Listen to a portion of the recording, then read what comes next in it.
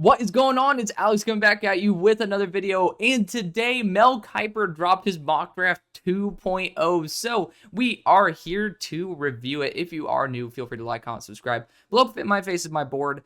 It is not going to be like anybody else's. It is not designed to be different. It is designed to be transparent, and these are based on my all 22 grades, based on my own grading system, and yes, things will always be tweaked, but I do personally believe that my board is pretty damn solid at reflecting my opinion. I love these players. Even though this is not predictive, I do not believe Jack Best should go 9 overall. It is just that I love him so much that he is my 9th favorite player. So keep that in mind. I do back this up with all 22 clips over on my X page. Feel free to follow me over there and use the code HAILMARY when signing up for UnderDog Fantasy. It sends me $60 and you guys get to end up having some fun there. Do it responsibly, do it legally, but have a good time. Let's get into this. Let's have a great time. So starting out with the number 1 overall pick, this is a live reaction as well because it's boring as hell to have someone who's like, oh, look at this pick. Like, nah, fuck that shit. We're here to enjoy this together. Titans go Abdul Carter, number 1 overall. And so if you're not going to trade out, this is the smart thing to do. I don't know if Travis Hunter is necessarily going to be an impact in Tennessee, and I'm actually going to use a little bit of this time to actually explain why I would not trade out if I'm Tennessee and wanting to stay in the top 3. So for me, if I'm Tennessee, you hear the Giants calling up, being like, yo, we want Cam Ward. We're going to give you our 3rd round pick this year and our 1st next year, along with, of course, pick 3 to move up. If I'm Tennessee, I'm taking that up, being like, I like the sound of that, right? We get our 3rd round pick back. We get some extra capital for the future. Borgonzi has now even more capital, and it could work out very well that way. But quarterback would then go 1. Then I think based on the uneasy situation with Myles Garrett in Cleveland, they're going to take Abdul Carter number 2, which leaves Hunter at number 3. And you might say, hey, Travis Hunter at number 3 is great value. And yeah, looking at my board, I don't necessarily think Travis Hunter, if I took all preconceived notions, is going to be a lock top 3 guy for me. But I think he absolutely, based on the potential he has, this is a current board based on like what I think of the prospect, not necessarily potential, but for Travis Hunter, I love him to death, but still, sitting there at 3, does he have the potential to be as good as he can be on this team? Answer is no. I've heard that from Trevor Sikkema. I've heard it from Daniel Jeremiah. Every team is basically calling Travis Hunter a corner first. This is one of the few teams I don't think you really need to push the ante on that. And so I'd be a little bit worried about, hey, we just missed out on Abdul, who could be a massive asset for us.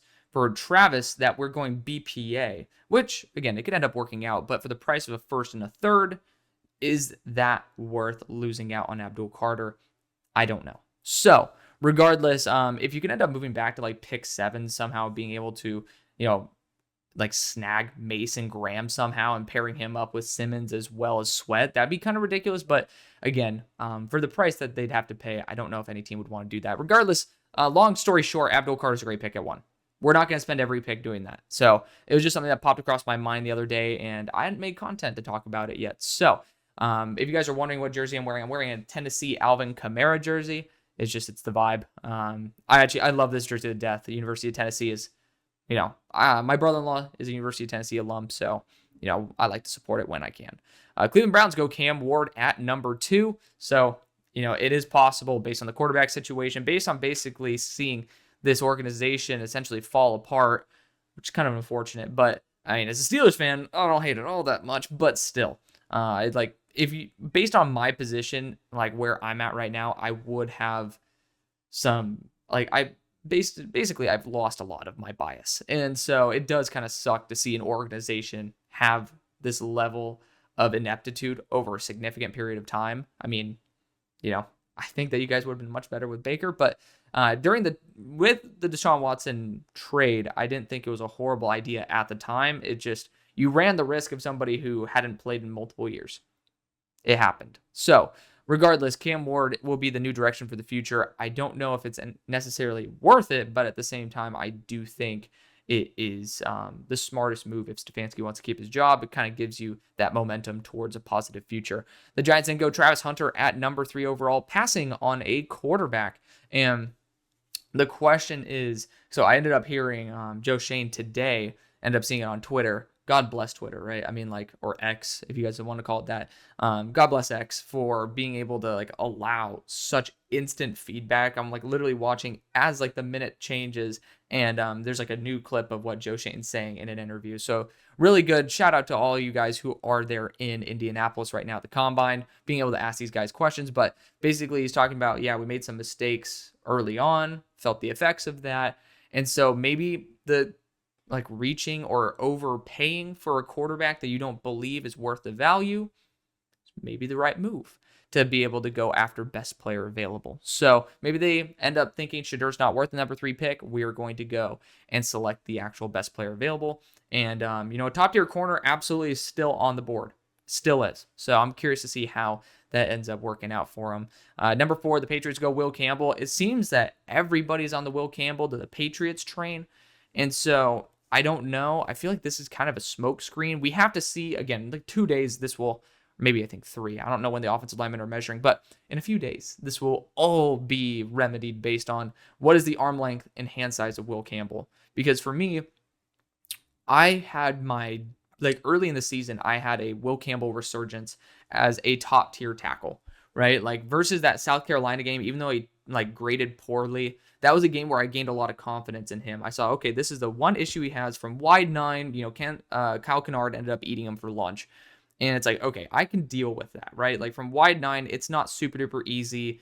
A Johnny Cornelius couldn't do it either. Granted, again, we're talking about like probably a day 3 guy versus almost a top 3 pick. But regardless, like wide 9's not necessarily the easiest and the most taught in college, I assume. So, for me, spatial awareness, you do have that issue, but it's something you could work with. The big issue I saw with Will Campbell, and I've seen it for the past couple of years, is getting long-armed by defensive edges. And it's like, is it because you're not using your length properly, or is it because you have stub arms? If he has stub arms, then there's going to be an issue there. So we got to see. But, the Patriots upgrading their offensive line will never be a bad idea. It's just when you spend a number 4 overall pick, you lack the mental flexibility to admit if Will Campbell can't be a tackle. You're probably going to be a bit stubborn and try to continue developing him as a tackle rather than accepting the sunk cost and end up putting him at the position that's best for him. So we'll see what happens there. Again, for the Patriots, I think that going offensive line is never a bad move. It just might be not worth the price. At number 5, you got the Jaguars going with Mason Graham. I just find it very hard this is a good pick. If it does happen, I'm like, okay. I just think that, right here. So I think this is my thought process. Liam Cohen, offensive coach. You see someone like Drake London as well as, for a smaller version of Mike Evans and Tetro McMillan. It's just going to be so hard for me to see Liam Cohen ignore that because you have a direct implementation that is going to have instant return on investment there on the offensive side for an offensive coach and a young GM, I should say. Probably going to be the focus, but also GM's coming, Gladstone's coming from LA, where they just drafted Kobe Turner. They did just draft Kobe Turner, but on top of that, Braden Fisk. So powerful, fast, block shedding defensive interiors, kind of their thing as well. So I could see this happening. It's going to be very exciting to see how they end up handling that situation. But at number 6, the Raiders go Ashton Jeanty. There's some rumors that when he does run, which is not going to be at the Combine, breaks my heart. I was really hoping to be able to see if he would be able to test on that Indy turf, which I think they changed the turf, so it's not as fast, which might be why some guys are more opting out of the drills. But 4.35, 4.45. Again, from Rookie Watch, take it with a grain of salt. But 4.45 is not ludicrous. It's just the fact that that's the back end of the range. That's why I'm like, oh, interesting. But if he does run anywhere in the low 4.4s, I think Vegas will be taking him. When you look at the running back selections that have happened in the past, and my buddy brought up a great point, which I'm about to talk about, but it's the increase in nickel packages on defense. There's an increased value on running back, but on top of that, even without the increased value, it has been consistent that top running backs are taken by teams in the top 10 to 12. So, going all the way back, you talk about Saquon. He's the outlier. He's the GOAT, right? People literally talk about him as the best running back prospect since Adrian Peterson. Then you go and you talk about Leonard Fournette. You talk about Christian McCaffrey. On top of that, you talk about Bijan Robinson. You talk about Jahmyr Gibbs, who almost went as 6th overall as well. You got to remember that. Like, the Lions were celebrating like it was Christmas when he fell to 12. So there's just this consistent value that the NFL projects for running back, and people in the media or people in the fandom side of things try to say, oh, running back's not valuable. But I'd like to counter that, because with the Fangio system becoming so popular, there is a new emphasis on consistent cornerback or consistent nickel packages. And with nickel packages, that does essentially, unless you have somebody who's going to be a little bit more linebacker-esque, you're going to have an easier time running the ball, which is why we're seeing more and more 1,000-yard rushers than what people are projecting, where like people are saying that there should be less 1,000-yard rushers. We're seeing them on par, if not increase. And Ashton Jeanty, I think, will continue that vibe, especially when, if you have an increased nickel package, I'd trust Ashton Jeanty to break a tackle versus a nickelback. So there you go. There's my big spiel. But on top of that, he is probably going to be Marshawn Lynch on this team. Like, Pete Carroll will use him a lot. And it's a great way. I mean, personally, you could go after Shedeur here, and I think that makes a lot of sense. But if you do have that vision for Chip Kelly to get his quarterback in Will Howard again, I could see that being the big return on investment. And number 7, speaking of, you got Shedeur going to the Jets. I've done this before as well. I mean, they need a quarterback, and he slips to 7. Like, there are teams that are pretty solidified on him being QB2, and a lot of people who even have non-first round grades on him. The last time I heard of a quarterback being pretty much mocked at 3 and being locked at 3, and then also hearing from some other people they don't have first round grades on him, it was like, the story I'm talking about is Mac Jones. And granted, Mac Jones was in a much more competitive class, hence why he fell to 15. I don't think that's what Shedeur is going to do. But I do see the potential for a slip based on that. So just keep that in mind. Again, like, it's not apples to apples. It was in a class that was perceived to be unbelievable, and he was, I believe, the 5th quarterback taken. So it's a little bit different than the 2nd. But still, I think Shedeur absolutely could be this. I have hiccups right now. They could be the pick here at pick number 7 for the Jets. I don't think it would be a bad move. It's a high floor quarterback with a defensive head coach that's going to continue building around Shedeur and kind of not looking for the offensive splash at the same rate as the defensive consistency being able to have the positive effect on the offense. So continuing, number 8, you got the Panthers going Jalen Walker. This is beautiful, seeing the word linebacker next to him. If they don't re-sign Shaq Thompson, Jalen Walker, with the flexibility he has, and this is something I do want to point out here. Jalen Walker is someone who I love to death. He's my number 15 overall player with some guys who are ludicrously high. So in reality, based on the guys who are going to be considered, he is what, 1, 2. I don't know if James Pierce can be considered, but let's include him. 3. Josh Simmons is not going to be included in the same tier, but let's just include him. 4. 5, 6. So he is 7. Like, let's just talk about him as like 8 or 9 with Josh Carley as well. So he is 8 or 9 based on the probable first round guys. And I mean, that makes him very applicable for this spot.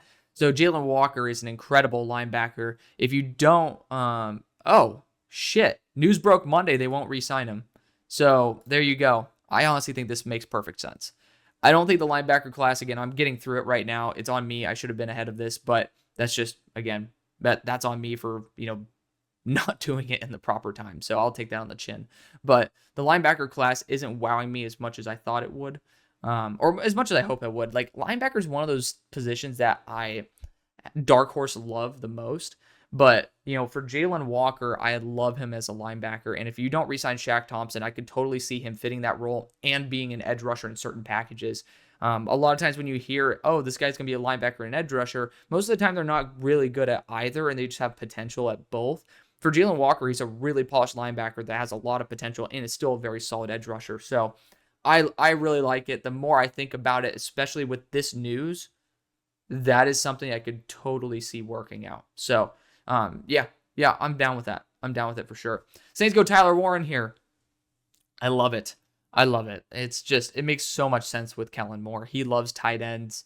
I mean, it makes sense. So, man, this is just so beautiful. It literally makes me want to cry, tears of joy, seeing I feel sometimes like a dumbass when I can go a little bit over analysis with guys like Kellen Moore talking about the tight end position. It's it's just good to see it. It's good to see it. But Tyler Warren's going to be a reliable weapon in an offense that needs some form of reliability. At number 10, we got the Bears going Josh Simmons. It's a pick that I think is amazing for the Bears. It's good to see, and it looks, I'm trying to see, coming back from his own injury, but he should be good for camp and has great traits. Like, you guys see where he was pre-injury, and if it looks like he's going to be back, like, for camp, this is a great pick. It is a great pick. So, I fully support it. Josh Simmons is an amazing player. I mean, he was my tackle 1 by a good margin, and he still is my tackle 1 by a good margin. Ozzie Trapilo probably is the next one with Josh Connerly, being a questionable tackle, but Josh Connerly is my tackle 2. But my legit, like, I do not have doubts about you tackle is Ozzie Trapilo, and I love him to death. But regardless, for the Bears, this could be a short-term guard as well if Braxton Jones is going to continue holding out at a tackle, and I think that would be incredible. Niners go Will Johnson. It's crazy to see him slipping this far, but it is what it is. Will Johnson's fantastic. Honestly, it's just the Niners do need to go after one boundary corner, and if you can just get BPA here, just sign me up, man. It's going to be incredible. But yeah, I love this option. Good job by Mel, by the way. I mean, this is the analysis he puts under here, even though I might not agree with everything. It's so much better than like 98%. And I'm not going to I'm not glazing Mel to just try to get him on the show or anything. First off, I don't even know if ESPN allows dudes to do that. Second off, Mel's never going to watch this. So this is just my genuine opinion. Like, there are a lot of sites that give some bullshit, very succinct and very poor analysis. And the only one I've seen do this, like this level of analysis, but maybe even shorter, is DJ. So shout out to DJ. He does an excellent job kind of being condensed and still very informative. But it's just like, it's good because they're talking about alternate options here. Offensive line, shoring up the run defense with a D tackle, or even looking at the receiver pool. Like, good. Like, this is awesome. So there you go. You get me to show some excitement. I saw this pick online, so that's why I was like, this is a spoiler. But it's good to see Omarion Hampton looked at this highly. I have some very, very strong views. I get that. I have some very, very strong opinions. And one of those is that I have, Omarion Hampton slightly above Ashton Jeanty. Not because I don't like Ashton Jeanty, just because I am a super freak for the pause. That sounds so wrong. I was about to super freak for Omarion Hampton, but super fan. A stan, they should say. But I'm an extreme fan of Omarion Hampton. And again, this is a live reaction. I did not see the analysis on this pick. I just saw that this was the pick. I ended up taking Omarion Hampton quite a few times back in the day when Ashton Jeanty would go higher. And like I was saying based on how good he was on tape, I would not be surprised to see him go in the top 12. And I do think there's a clear top 2 running backs in the class. And this is a range where I think they should go. And it's going to irritate some of y'all, but I just highly, I request for you guys to go and watch Omarion Hampton this year. I hated Omarion Hampton coming into the year. I thought that he stumbled into success. I thought that he just genuinely wasn't as good of a running back as he is now. And he just took such a big step the moment Drake May left. And that was something where my question for Omarion Hampton was, okay, now you are the focal point. Can you step up to the plate, or were you just a benefactor of people caring about Tez Walker and Drake May? The answer is he got even better. He didn't just step up to the plate. He fucking hit a home run with the bases loaded. And it's just, that's incredible. Like, Omarion Hampton, people are not going to like this pick because, it's a deep running back class. It's a good running back class. I really want to push back on the idea that this is like a super elite class. But, I mean, it has 2 guys at the top that I think are legitimate top 10 running backs in the NFL. Like, I think Omarion Hampton could be top 5. I think Ashton Jeanty could be top 5. Like, we're legitimately seeing that. And if you take him at number 12, that will totally revamp this offense in a way that I don't think people will appreciate. Except for Cowboys fans after they see it. But, I mean, again, if you can make Dowdle go for 1,000 yards, you can make Hampton go for 2. That's my hot take. I legitimately think Hampton could go for 2,000 yards for one of the seasons in his career. And I'm hoping that for him. I think he's going to be incredible. And yeah, there you go. On my pedestal right there. It's nice to see, again, very similar to what I was talking about with Kellen Moore. Like, when I have stark opinions, it is a little bit sucky because you're never going to get credit for it, or the few people who do, I love you guys to death, but it's just, you're going to get a lot of shit. That's the problem with being honest, is you're going to get a lot of shit from people who hear a lot of very trustworthy people, and you have the right to believe that they're correct. And then it's like you see me having Amari Hampton super high, and you're like, who the fuck's this coward? It's like, well, I'm yeah, it's good to see. But bottom line, this is a good pick. You guys aren't going to like it, but it's a damn good pick. At number 13, the Dolphins go Armand Membu. And Armand's incredible. The thing is, someone ended up talking about the idea of potentially kicking Austin Jackson back to guard and allowing the first-round pick to be a tackle. That's the only way I could see Greer taking Armand Membu here at 13. I like it. Fuck. We're just going to continue the video like that. God damn, that was a heavy sneeze right there. I'm not even cutting that shit out at this point. You guys enjoy the random outtakes. But regardless, Armand Membu's a really fun player. A lot of people have him even as a top 10 player in their class. For me, I'm not there just yet. And I had Armand Membu as a top 40 player coming into the year. He has amazing movement skills. The ceiling is sky high for the guy. But he's going to be around that like top 64 range for me. And he's very, very good. I will not be surprised if he does well, especially in Miami where it is so quick.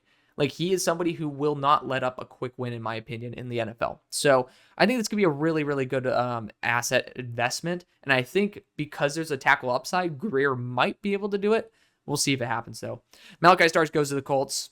Makes sense. I mean, just really, really solid, high ceiling safety. And for you guys who are Colts fans, I dropped it last night, a 7-round mock draft for you guys. And for all the teams above this as well, like the Dolphins, the Niners, the Bears, the Cowboys, etc., all the way on to the Titans. I do have 7-round mock drafts already out for your team pre-free agency, which is super exciting. But we just dropped the Colts one. Malachi Starks was taken super high. So he did not fall to us. So it's very interesting because Tyler Warren didn't either. And so you guys get to see how we reacted to that. But go check it out. Also, shout out to Bring the Juice podcast. Those guys are great. But regardless, Malachi Starks would be a great investment in my opinion. Even though he didn't have the best year, I think the majority of his issues pertain to him being in the slot rather than being able to roam around. And, being in his native deep safety position, I think he's going to be great there for Lou. I could say that, if you want to go trade back and get Nicky Manwari, I fully support that as well, because I think it might fit Lou's defense a little bit better based on the range. But at number 15, you got the Falcons going Mike Green. And I know it's not because of me, but now we're starting to see a lot more of the conversations pop up about Mike Green's past. And if you guys don't know what that's about, again, I'm not going to confirm it, but I heard from some very solid sources, and now more and more people who I do not know are saying the same thing. So unless there's the one source who's just absolutely fibbing all of us to get Mike Green to fall, which again, everything is lining up for this to be true. Feel free to go check out my my X page where I ended up saying basically like, I hope it's not true, but it describes exactly what happened there. But there's a reason he had to leave Virginia. So I think he's going to fall because it's a bad thing. I mean, yeah, it's been a couple years since the bad thing happened, but if we're talking shit about something James Pierce did a couple years ago after being pulled over, probably something that'll pop up with Mike Green too. Regardless, let's just say this is round 2. Mike Green has incredible athletic traits, and he is going to be somebody that is going to be insanely, interesting. Like 13th in pressure rate at 26.9, 27th in pass rush win rate at 34.1. There you go. I was like, cool. But regardless, Mike Green has all the ceiling in the world. I still think he needs to polish up a bit more, but the couple moves he has gotten the best out of some college tackles. I'm still waiting to see if it's going to fully translate, but in Atlanta, it might. We'll see what happens. But at number 16, you got the Cardinals going Shedeur Sanders, using him as a defensive end, which is going to be back-to-back years using a defensive end, or taking a defensive end in the first. But Shedeur has the potential where you might have to take him higher than he actually should go. And like you see him from wide 9, just absolutely bull rushing guys like Austin Barber and being able to drive him back. And it's great to see that. Again, that game versus Florida has a lot of super high level tape, but Shedeur on a consistency basis is not good. Like it's not. So the issue is that Shedeur Sanders needs a developmental curve. I don't know if the Cardinals and the way Gannon is right now is really wanting another project on their hands. So that would be my only pushback there. But it would not surprise me if he goes in the top 16 because he's going to test out like a freak. He is a freak. And continuing on here, though, Bengals go Michael Williams. And for Al Golden's defense, I don't mind it. This is pretty much a souped up version of RJ Oben, which I really thought RJ Oben disappointed this year until kind of mattered most. He started stepping up in bigger moments, and I feel like if there were a guy like Mykel Williams, talent level with Al Golden, because again, I don't think that Notre Dame had the necessary pass rush ability, they would have had a much better chance. So I think Mykel Williams doesn't need a lot of development as much as, I've even been a critic of how raw he was. He was very raw coming into this year. I thought that his issue this year was not how raw he was, it was how healthy he was, or lack thereof.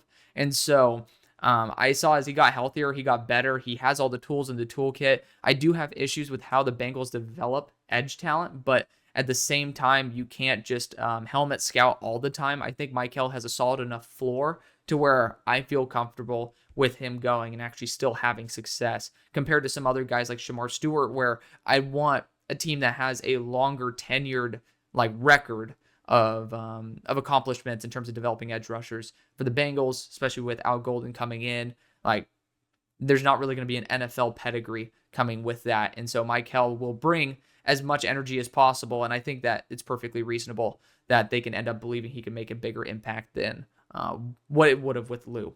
At number 18, you got the Seahawks going Tyler Booker. Tyler Booker's an amazing player. And I was asked this on, I think it was One Bar and Lupagus. So shout out to those guys right there. They were, it was. So they feel free to go check out their channel as well. Please do if you're Vikings fans. They're really good dudes. So shout out to them for allowing me on their show too. It's always fun to be there. But we talked about Tyler Booker versus Zabel, because you see how high I have Zabel on my board. And you also see how high I have Tyler Booker on my board. So I think very highly of both. And they asked me, well, do you think Zabel would go before Booker? My answer was a pretty strong no. And the reasoning why is the NFL doesn't really care too much about the flash and the excitement on the interior. Sometimes the biggest goal for having a good interior offensive line is just consistency. And Booker is rock solid and consistent. Gray Zabel has the potential to be much better than Booker. But there's not even remotely close to the floor that Booker has with pretty much any prospect in this class. He might be the safest. Knock on wood. Let's just not jinx Booker here, but the straight up safety net that this player is just ridiculous. So I really do want to see Tyler Booker, and for a run heavy system like the Seahawks, I honestly think you might be limiting how much Booker could be awesome, but you still use that floor incredibly well, and I love it to death. I really do. Great pick. At number 19, you got the Buccaneers going Jahad Campbell.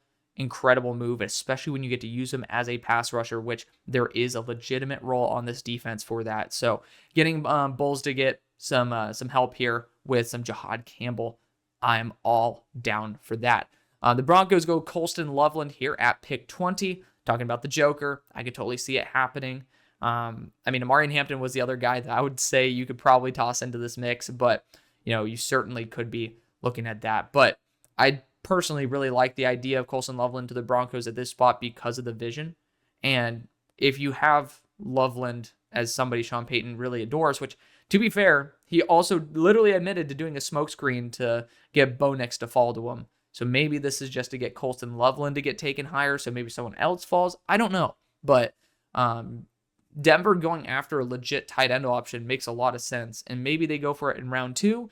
Maybe they go for it in round 3. But I certainly think that Colston Loveland would be a really solid option for this team. Steelers go Emeka Egbuka at 21. You guys know I'm a Steelers fan, so let's take a moment to look at this. Still have McMillan. Oh my God, is Tet not taken? Holy shit. Oh, wow. Wow. Interesting. There's a lot of buzz around the ladder, around Egbuka in the NFL right now. Hold up. Let's take a moment. Let's take a moment to think about this, because first off, I'd go McMillan for the Steelers above Egbuka, but there's no shade for Egbuka at all here. So talking about Egbuka, he says, scouts love his route running, sure hands, and approach to the game. Coming off an 81 catch, 1,011 yard, 10 touchdown season, fit perfectly opposite George Pickens. Pickens was the only receiver with 550. Don't even remind me about that. It doesn't really matter who is playing quarterback for them if they can't get the pass or more options on the offense. Tom Brady has something to say about that, but that is also an extreme. But and if Egbuka runs well this week, he might be the perfect solution. The question is, can you play him consistently on the boundary? If you can't, I would obviously be looking for more of a boundary threat. But again, don't let great slip because you're afraid of losing pretty solid or good. Best player available always is like the best move in the NFL on like a 95% basis. And if you think Emeka Egbuka legitimately is the best option for the Steelers, and you're just worried about, having, again, some cost fallacy saying, okay, Roman Wilson's going to stop me from a legitimate upgrade, I can understand it. But Emeka Egbuka used to play in the cold as well. When healthy, he is a really, really good player. At 22, we got the Chargers going Tet. I want to read this a little bit as well. I love the idea of the Drake London part, but why is he slipping? So it is a fantastic receiver class, and teams might prioritize other positions day one, pushing guys like McMillan down the board a little bit. This is the third mock draft I've seen McMillan fall to 19 or lower. That's what's surprising to me. So it is interesting. Like I don't understand why it's this degree.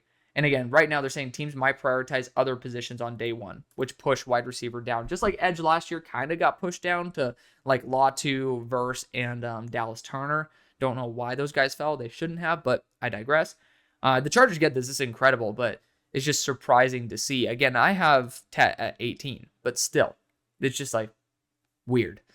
23, Azareye'h Thomas goes to the Packers. It's literally such a good fit for Jeff Hafley. He loves press man corners. He played a lot of zone this year because, in my opinion, didn't really trust the guys he had. So, like right here, Jeff Hafley would love Thomas's zone heavy scheme where he can break on the ball. See, that's just the thing. I disagree on the vision for him. But I think Azareye'h Thomas is going to be good regardless of the vision, right? The athleticism is great. The physicality is great. I personally would like him in a press man system, which I know Jeff Hafley used to run at BC. So it's not like it's out of his repertoire, even though he ended up being more heavy in the zone. I do think the zone was more so risk mitigation based on the talent he had at corner. So we'll see. We'll see. And then there we go. If Green Bay moves on from Jair, there's going to be a big hole for sure. The Vikings go Gray Zabel at 24. I mean, we talked about this again. Shout out to One Bar Lopagus. Good group of dudes right there. Great channel as well. But I mean, Gray Zabel at 24. You guys see what I think of him. I love him to death. And honestly, based on no running back being available, cornerback, you could talk about Ben Morrison. But I honestly think Gray Zabel, building the offensive line is the most important thing you can do. Like, it is. I mean, if you have a crap offensive line, it doesn't matter how many weapons you have. It doesn't matter what defense you even have. If you don't have something that can, the offensive line plays arguably the most crucial part in both the pass and run game. Like the best of the best, in Patrick Mahomes, even Tom Brady, if they don't have a good offensive line, unless you have the best offensive coordinator that can get guys open in 0.2 seconds, nothing's going to work. So I do think Gray Zabel absolutely could be a massive plug right away. A massive plug right away for Dalton Reisner, and then a long-term answer for Garrett Bradbury. So good pick right there. Texans go Kelvin Banks. The thing is, like, I have been much lower on Kelvin Banks, and I felt kind of like a dick having him slip to the late first in my mocks, but I've been seeing it more consistently as well. So it's good to see that. And so that's kind of hype right there. Kelvin Banks is a very good player for the Texans, even if he is on the inside. It'd be a good pickup nonetheless. And then he can end up being a spot starter at tackle, even if guys see him as a sub 6'4". So I personally like that move a lot. Wide receiver, definitely still on the table, but I do think that offensive line, again, is the most key. Rams then go Josh Connerly. I do think Josh is better, but I do think that, you can end up sniping Josh Connerly, who has some anchor issues, but personally, I think the Rams are in a good spot to where at 26, you can accept those issues and try to work around them. And you hear that from me. I do not like tackles with anchor issues. So for Josh, my big issue with him is that initial anchor. His re-anchor in game has looked really solid. In Mobile, it was spotty. We'll see what happens in the NFL, but at 26, I totally agree with the value. Curious about the idea of moving on from Matt Stafford because he's saying he wants to be in the 50 range. We'll see, but I think Jackson Dart for the Rams would be a good pick, but just probably like round 3. Like round 2, round 3. Just not my guy personally. Then you got the Ravens going Nicky Benwari. They run a ton of 3 safety sets. Could totally see this being a great pickup. And of course, the Ravens go after the best player available. And this guy, 6'3", 230, is just insane. So he's going to be a combine monster. I already know. I need to start forcing him in round 1s. And we'll do one more pre-combine draft, probably. Maybe not, because we're closing in on the day, but I'm also trying to get those 7-rounders out. Regardless, great pickup there. This is a fun one. I ended up seeing someone tag me and talked about this. Femi Oladejo, 28 to the Lions. So Femi is someone who's going to be in that round 3 range for me based on his like current skill set. But my God, watching him grow and develop, I will never blame a team for taking him round 1. Like, the player Femi is right now is good enough for a 3rd-round pick. Potentially, like, you could try to like reach a little bit in the 2nd based on like not being comfortable where he would fall in the 3rd. I would not blame a team there based on his current skill set. But if you watch the trajectory of his skill set, he played off-ball linebacker the past 2 years, maybe a little bit more before that. I'm not 100% sure. I'm just talking about PFF in terms of 2022, 2023 snap count. Like 90 to 95% or 85 to 95% off-ball. This year, edge rusher. So, like, in 1 year of growth, similar to what I'm talking about with Abdul Carter, Jalen Smith, who I love to death, is my number 13 player in the class. Like, these guys who are transitioning from one position to another in 1 year and have made such big strides. Like, and then you watch for Femi and you see him at the Senior Bowl and you see the meteoric growth, like literally not an edge rusher, being a legitimate day 2 NFL edge rusher.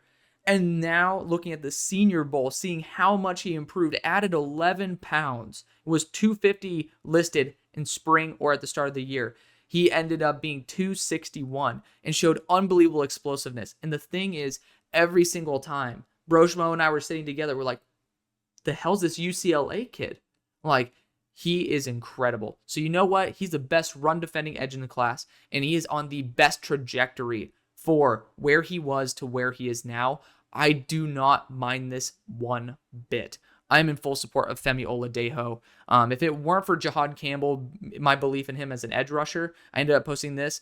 Femi Oladejo was the guy I initially wrote in as my edge 2 for favorite edge. Not saying that's my number 2 edge, but like I made a list that was a blend of my guys and top guys, which Femi Oladejo was almost edge 2. So he'd be edge 3 for me in terms of my favorite edge rushers, not best edge rushers. This would be an incredible pickup. Crazy potential, an elite run defender early on. I think that's incredible. So, number 29, the Commanders go Max Hairston. Honestly, I know that Mel loves Max Hairston. I could totally see Max Hairston being a good fit in Washington. I'm not there with him day 1. Like, I ended up watching every rep from the Senior Bowl as well, like the practices and the one-on-ones. I still saw Max Hairston being worse than what I initially described, but he still passed the eye test. He still did a great job. And so I see him easily as like a day 2 guy, no doubt day 2, but I do have some issues with his overall health reliability because, well, I mean, even with Marshawn Lattimore, has been reliably healthy. Benjamin St. Juste, free agent. I want some consistency there, so I do have my concern with Max Hairston there. But corner for the Commanders, I'm fine with. The Bills go Jahdae Barron here at 30. You know what? I don't mind it at all. And he reminds me of Cooper DeJean in the way that he can be versatile. I think he's going to be a nickel. And again, nickel is not a negative thing anymore. It is a legitimate high rep key player. And Jahdae Barron's not a bad run defender. He's not, like, in my opinion, he's not an elite run defender. And he's a little bit lower on my board than some other guys like Daniel Jeremiah, Trevor Sikkema, who have him super duper high. For me, he is a subpar athlete for how uninspiring his measurables are. Like, he's not going to be 6 foot. He's going to have some pretty short arms, most likely. If he has longer arms, then we're good. But I heard from some people that he has some short arms. And his athleticism is not top notch. He's fluid as hell. And he's a smart player in zone coverage. And he's played a lot of off zone. But that's why I'm lower on him than most. Because I think you have to put him in a system like a Fangio system, very, very heavy in the zone aspect, to where he is not on players and using his athleticism and his press ability as much as his brain, right? And so I think his brain is awesome. I think he needs to be able to use that and roam around. And for a team like the Bills that have multiple roles open for him to be a Swiss Army knife, it could certainly work out. But that's why I'm a bit lower on him than maybe some other players. At 31, we got the Chiefs going Arianti Urzuri out of Minnesota. I like Urzuri a lot. My problem is he needs some more development. He's better than Morris coming in. He's much better than Sua Matea coming in. I hated Sua Matea. I'm just going to be honest. I did not like him at all. So I'm glad that I was right about that. There's some players I definitely don't get right. Don't get it wrong. But, I mean, for offensive tackles, when I really don't like them, I feel like I'm pretty solid on that. But regardless, Ursary I like. So I think he's an upgrade. I need him to be in a system that can develop him, because I'm praying to God I do have some issues with that. And I would say you could potentially put Ursary at guard, even though I know Hunter Norzod's in town. You should be doing that. I think he'd be an upgrade, but just, again, I just don't trust the Chiefs on developing him. I just don't. And no disrespect to you guys, but you got to admit when a weakness is a weakness, and I'd prefer for him to go to someplace like Philadelphia, like the Stout U, or, of course, I mean, you can go to New Orleans even, because I think the O-line coach that was with Jeff Stoutland ended up going there, the understudy. So Ursary is such a good fit in New Orleans, by the way. Just going to toss that out there. But he's a player who's worth a late first. Don't get me wrong. This is a good pick. But for me, who loves Ariante Ursary, I would just say I'd have some concerns whether he's going to hit that ceiling. And then the Eagles at 32 go Walter Nolan. He slipped a little bit in these mocks, and it's good to see that maybe there is going to be a little bit of a balance. But speaking of, my biggest issue with Walter at the moment is his balance. He's on the ground a lot, and he's almost like too athletic for his own good. And so he moved up. He is a top 40 player for me right now. Looking at where he's at, he is Donde Está. I can't see him. Number 36. Walter's at 36. So this is a great range. Kenneth Grant also certainly there, but a lot of good options for Philly. The thing is, people are saying, oh, I have 13 first-round grades. I think that's pretty extreme.